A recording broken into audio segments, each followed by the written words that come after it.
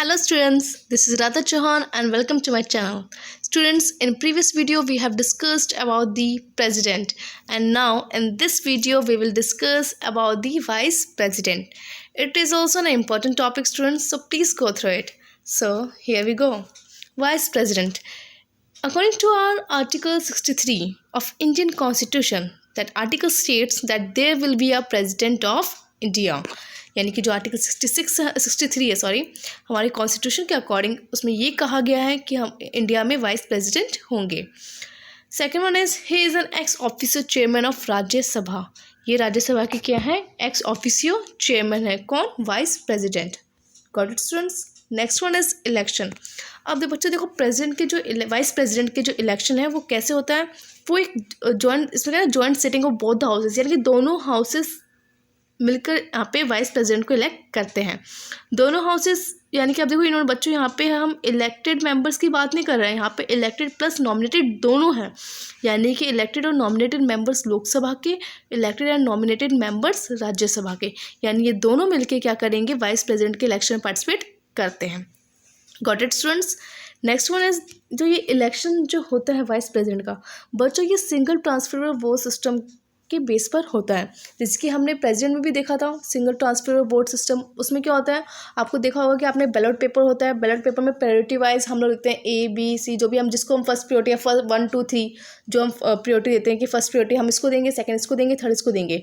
तो उस बेस पे ये अपना वोट देते हैं. और किस में देते हैं वोट? सीक्रेट बैलेट बॉक्स में. ठीक है, तो यानी कि वाइस प्रेसिडेंट का इलेक्शन भी सेम उसी तरीके से होता है जैसे प्रेसिडेंट का होता था, सीक्रेट बैलेट में. और किसके थ्रू होता है? Single transfer of vote system of proportional representation. Got it students.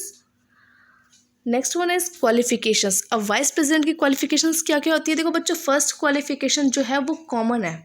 वो आप चाहे लोकसभा में देखी होगी आपने, राज्यसभा में भी, प्रेसिडेंट में भी और वाइस प्रेसिडेंट में भी. तो आप ये लाइन तो अच्छे से याद रखो. क्या है ये statement? He must be an Indian citizen. Got it. Second one is जो वाइस प्रेसिडेंट के लिए जो एज रिक्वायरमेंट है वो 35 ईयर्स है. Okay. And the next one is he should be eligible to become a member of Rajya Sabha. यानी कि उनमें एलिजिबिलिटी होनी चाहिए कि वो राज्यसभा के मेंबर बन सके. नेक्स्ट वन इज कोई भी ऑफिस नहीं होना चाहिए किसी जॉब पे, मतलब वैसे नहीं होने चाहिए. वो अगर हो तो उनको उस जॉब को छोड़ना पड़ेगा. Okay. Next one is he should not be a member of either house of parliament और स्टेट लेजिस्लेचर. यानी वो कोई भी MP या MLA नहीं होने चाहिए. अगर हैं तो उनको वो रिज़ाइन करना पड़ेगा. ओके स्टूडेंट्स, तो ये 5 उनकी क्वालिफिकेशन है किसकी? वाइस प्रेसिडेंट की. Got it. Okay. Next one is tenure. बच्चे देखो, आर्टिकल जो 67 है उसके अकॉर्डिंग ये कहा गया है जो टेन्योर होता है, बच्चे ये वाइस प्रेसिडेंट है, इनका जो टेन्योर होता है वाइस प्रेसिडेंट का जो टेन्योर होता है वो 5 ईयर्स का होता है. प्रेसिडेंट का भी 5 ईयर्स का होता है और इनका भी कितने का होता है? 5 ईयर्स का. लेकिन वाइस प्रेसिडेंट को उनकी पोस्ट से हटाया भी जा सकता है उनके टेन्योर से पहले. अब कैसे हटा सकते हैं उनके टेन्योर से पहले? बच्चों यहाँ पे क्या होगा कि एक मोशन लाया जाएगा. ठीक है, वो मोशन राज्यसभा ही ला सकती है. यानी कि जो मोशन का जो इनिशिएटिव है वो कौन उठा सकता है? सिर्फ राज्यसभा. क्यों? हमने देखा था ना अभी कि राज्यसभा के जो एक्स ऑफिसर चेयरमैन होते हैं वो कौन होते हैं? वाइस प्रेसिडेंट होते हैं. तो वही है कि राज्यसभा ही इसको इनिशिएटिव ले सकती है. ये मोशन पहले राज्यसभा अपने सिंपल मेजोरिटी से पास करेंगे, उसके बाद राज्यसभा का ये जो मोशन जो इन्होंने जो उनके अगेंस्ट जो लिया है तो वो किसके पास जाएगा? लोकसभा के पास. और लोकसभा अगर एक्सेप्ट करती है तो उनको उनकी पोजीशन से हटना पड़ेगा. लेकिन सेम वही प्रोसेस आ चुका है 14 डेज बिफोर. उनको इस चीज़ की नॉलेज होनी चाहिए कि उनको इस मोशन के थ्रू उनको हटाया जा रहा है. जैसे उनको इन्फॉर्म करना नेसेसरी होता है 14 डेज पहले. यानी कि जो हमने प्रेसिडेंट में देखा था सेम वही है ऐसे इसमें. यानी कि वाइस प्रेसिडेंट को भी मोशन के थ्रू उनको उनकी पोजीशन से हटाया जा सकता है. Got it students. And the next one is powers and functions of the vice president. अब इनके पावर्स और फंक्शंस कौन कौन सी हैं? पहला बच्चा हम देख चुके हैं क्या है? He is an ex officer chairman of Rajya Sabha. Okay. And the second one is he does not have voting right as he is not a member of Rajya Sabha. बच्चों ये राज्यसभा के एक्स ऑफिसर चेयरमैन है और इनके पास कोई राइट नहीं होता है, कोई वोटिंग राइट नहीं है कि ये वोट करें. मतलब एक तो राज्यसभा के मेंबर नहीं तो वैसे वो वोट नहीं कर सकते हैं. थर्ड वन इज, लेकिन अगर किसी केस में कोई बिल पेश हो रहा है उसमें टाई हो जाता है, मान लो 20 मेंबर्स यहाँ पे वोट दे रहे हैं या इसकी कोई 20 मेंबर्स नो के लिए वोट दे रहे हैं, तो in that case president has a right to cast his vote. President के पास उस टाइम पे राइट होता है कि वो अपना वोट दे सके, वाइस प्रेसिडेंट के पास राइट होता है कि वो अपना वोट वहाँ पे कास्ट कर सके। And the fourth one is vice president takes the president responsibility in his absent. अगर प्रेसिडेंट एब्सेंट है तो उनकी एब्सेंस में जो वो रिस्पॉन्सिबिलिटीज है प्रेसिडेंट की वो कौन संभालता है, किसके पास होती है वो रिस्पॉन्सिबिलिटीज आती हैं, वाइस प्रेसिडेंट के पास आती हैं।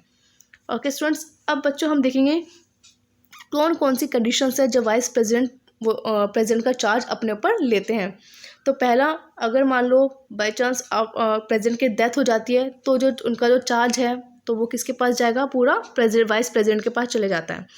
Second one is after resignation of the president, अगर प्रेसिडेंट रिज़ाइन कर देते हैं तो भी फिर उसके बाद जो उनकी ड्यूटीज़ है वो किसके पास आ जाएंगी, जो चार्ज है पूरा वाइस प्रेसिडेंट के पास आ जाता है। Third one is deposition of the president due to impeachment, अगर मान लो दोनों हाउस मिलके जो इम्पीचमेंट मोशन हमने देखा था प्रेसिडेंट को उनकी पोजीशन से हटाना, अगर हटाते हैं प्रेसिडेंट को उनकी पोजीशन से इम्पीचमेंट मोशन के थ्रू, तो जो चार्ज है प्रेसिडेंट का वो किसके पास चले जाएगा, वाइस प्रेसिडेंट के पास आ जाता है। Fourth one is inability of the president due to any reason like disease or a foreign tour, अगर मान लो प्रेसिडेंट बीमार हैं, वो आ नहीं सकते हैं किसी मीटिंग में या उनकी हालत ठीक नहीं है या फिर वो किसी फॉरेन टूर पे गए हैं, तब भी जो चार्ज है प्रेसिडेंट का वो किसके पास आ जाएगा, वाइस प्रेसिडेंट का। Okay, got it students, I hope you like my video and if you find my video useful then please subscribe my channel, like the video, comment below it. If you find any of the queries then please write it on the comment box, and yeah, stay at home, stay safe. If you will be safe.